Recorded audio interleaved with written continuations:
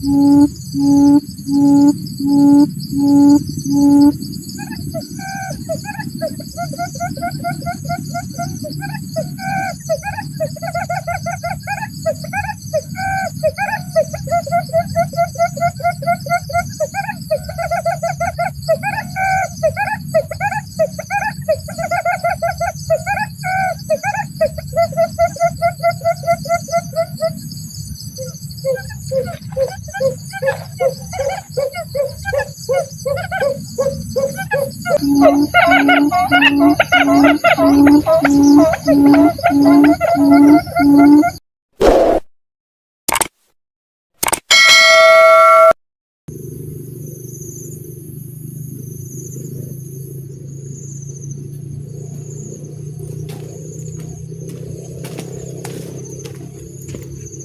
บาจัน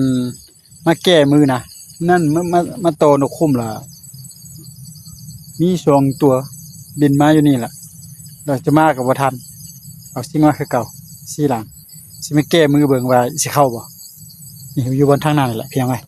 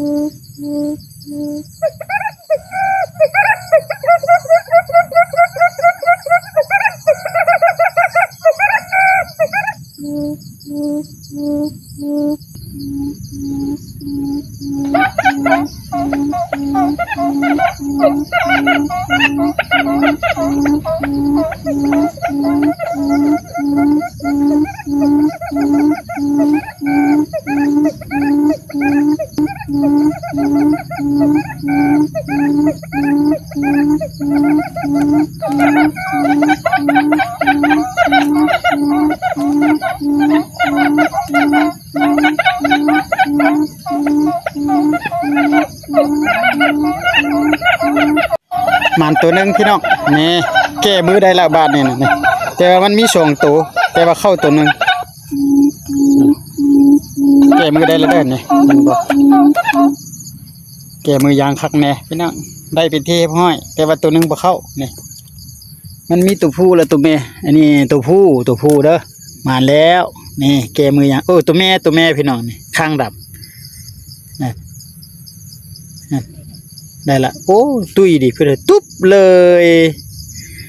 นั่นไหมที่ว่าแก้มือได้สำเร็จพี่น้องเลยเนี่ยแบบนี้ก็ใครได้ขออนุญาตเก็บก่อนโอ้ยคันออกปลายามได้แล้วแม่นบรรยากาศพี่น้องมากับสายมืดสายฝนตลอดพี่น้องเลยนี่เบิ่งก็มืดตึ๊บเลยแหละนะแต่ว่ามื้อนี้ยังคันพี่น้องแก้มือได้อย่างสำเร็จพี่น้องเลยเป็นที่ห้อยนี่บ่หลายยายห่างมื้อนั้นส่งโตอยู่นี่นะแต่ว่าบ่จันโตอยู่ถึงประมาณเนี่ยเพิ่นอยู่พี่ล่ะพี่น้องแต่มื้อนี้มาแก้มือได้ตัวนึงยังมีตัวผู้เนาะเพิ่นบ่เข้าเนาะ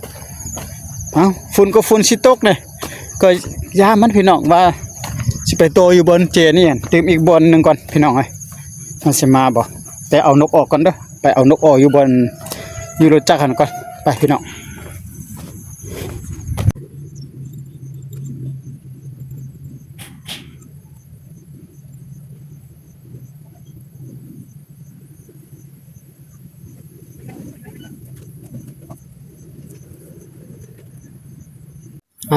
บรรยากาศพี่น้องเอ้ยแต่ว่าเดี๋ยวนี้6 โมงปลายแต่ว่ามันมืดฟ้ามืดฝนแล้วก็คือแต่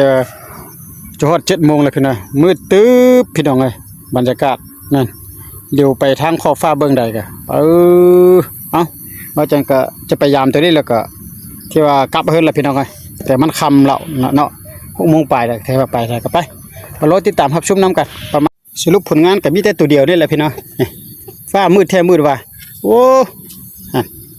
นกคุกตัวแม่ตัวเดียวนี่แหละเอ้าก็พอได้ปิ้งอยู่พี่น้องเอ้ย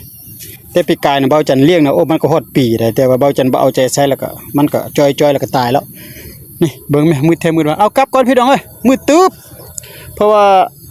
ฝุ่นจะตกแล้วก็มันปิ่นเนาะฮ้อนตึ๊บเลยเอาคันเบาจันไปฮอดเฮือนก็ที่ว่าเฮือนเบาจันก็บ่ได้ใต้ฟืนใต้ไฟอ่ะนะที่ว่าเข้าในเฮือนก็มืดปึ๊บบัดเดียวเลยพี่น้อยไปพยายามจะไปเฮือนไปเป่าไปนึ่งข้าวเป่าไฟก่อนพี่น้อยแตงอยู่คอยกินได้เพราะบ่มีไฟเฮือนบ่มีไผอยู่เฮือนแต่เบาจันคนเดียวพี่น้องนี่บรรยากาศเทวาบอนตอนกสถานที่ดินจัดสรรเด้อนี่เป็นดินจัดสรรเด้อแต่ว่ามีแต่ครอบครัวหลังนั้นหลังเดียวมาอยู่นี่บ่มีไผมาอยู่พี่น้อยมีแต่เฮือนหลังนั้นหลังเดียว